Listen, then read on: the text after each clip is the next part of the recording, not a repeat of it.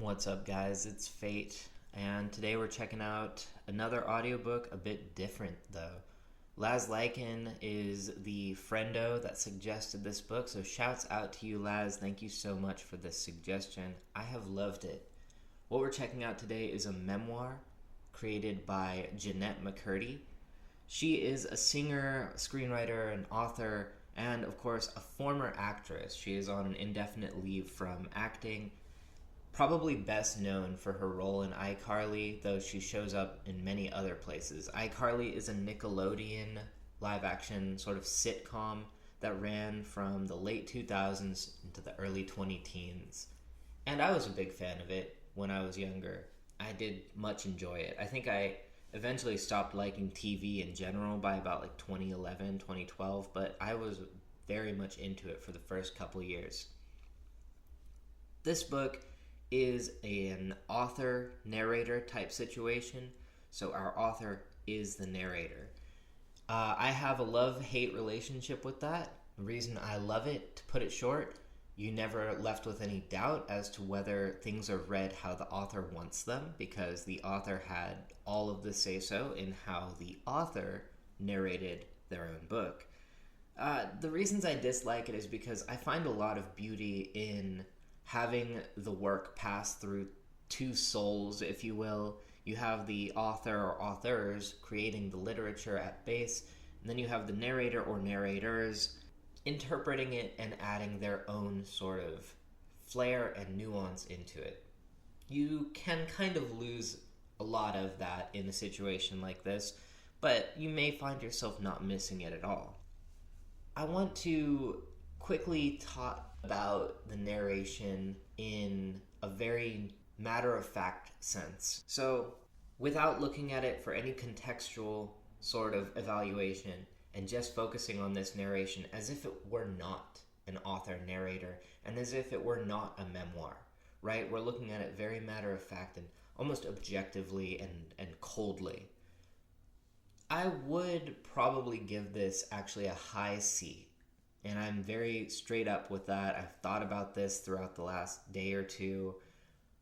There is a bit of a tired woodenness to this narration that detracts from, I suppose, the enjoyable flow and flourish and lull that you get with good vocal modulation and good voice acting and narration. Narration is a combination of storytelling techniques and voice acting and, of course, just vocal art. Flow, lull, flourish, modulation, and so on.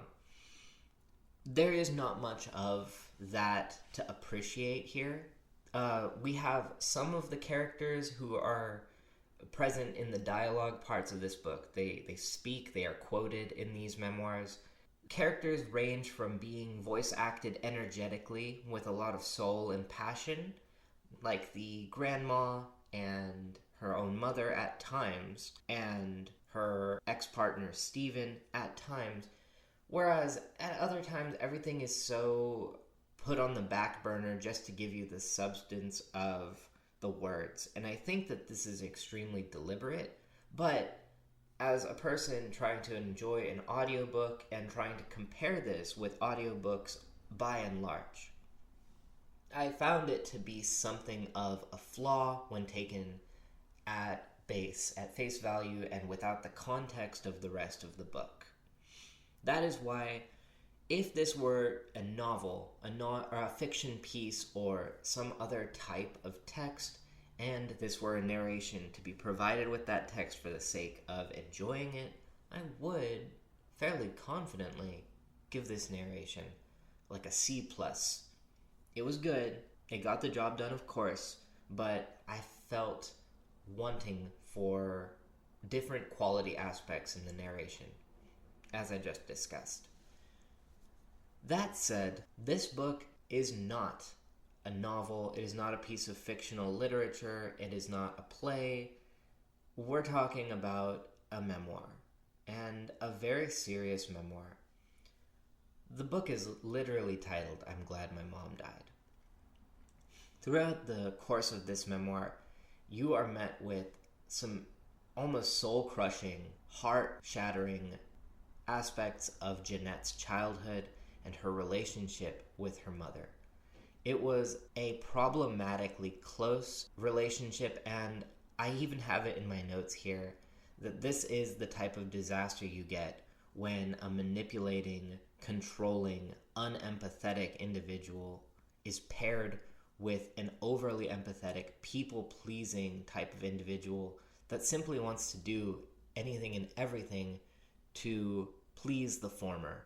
The former and the latter, it's gasoline and a torch. It's nitroglycerine and a frickin' baseball bat going right at it. It's wild and it's volatile. And at many instances throughout this book, we are seeing aspects of essentially sexual abuse, physical abuse, mental detriment. I mean, we're talking about taught eating disorders and trained self-doubt, trained lack of self-defense. It is essentially a very understandable path that a child is put on to be set up for victimhood, set up for detriment and self-hatred and self-abuse to an extreme degree. We see Jennette go through a process of developing anorexia, falling prey to eating disorders like binge eating and eventually bulimia. We see that she struggles with what is crystal clear signs of something like OCD, certain family members trying to help her out, her mother in particular shutting all of that down. There is a lot going on here, and I want to say that the focus is not flourishes and lulls. It is not modulation, and it is not crazy, adept voice acting. The focus here is the series of events that take place in the life of a young girl and young woman that lead to nearly her ruin. She even touches on the fact that she thinks that if she didn't step away from acting, and if her mother didn't pass away, which essentially catalyzed her gradual escape from the acting industry, that she most likely would have been one of those celebrities you hear about who had complete and utter public meltdown or something to the effect. And I definitely could see it happening. There are parallels you see with her upbringing and her experience that you see with other child actors and actresses, especially out here in the West, where it is so well known that a child actor going through a good upbringing and a untoxic, non-manipulative type of upbringing, it's very rare. You don't have a lot of that to point to, because we of course focus on these horror stories, but it is good to be aware of them and to be guarded against this type of thing. Aspirations to be famous and aspirations to get into industries like acting and singing and even screenwriting, it is an extremely scary type of environment. Something that we should all be aware of the work culture, the industry culture. And I just am very proud of Jennette for making this book, talking about these issues, and for being able to step away from opportunities in the acting profession, hush money from most certainly Dan Schneider, fuck Dan Schneider by the way, and to just take care of herself. The signs are there, and as you're taking in this book, despite the narration potentially jostling you out of it and bringing you back to reality multiple times, you are most likely, as the reader, picking up on all the signs that she is going into this self-defeating hole, this detriment. And I really appreciate her documenting her slips and her struggles, her setbacks, and her relapses, if you will.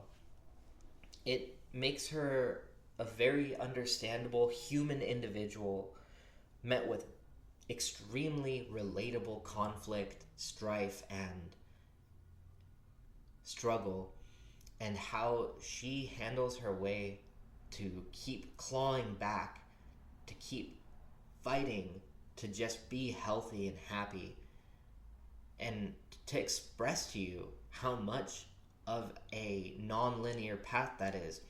It's beautiful, and I think a lot of people that I know personally just need to hear this. They just need to read this book and hear that someone that we grew up being fond of and thinking of as this bright, strong character on a show like iCarly, this tough, in-your-face bully tomboy, is actually a very human person with very real struggles that did not get a pampered upbringing and by the skin of her teeth made it in this industry, but that just came with so much that no one should really want for their child or for themselves.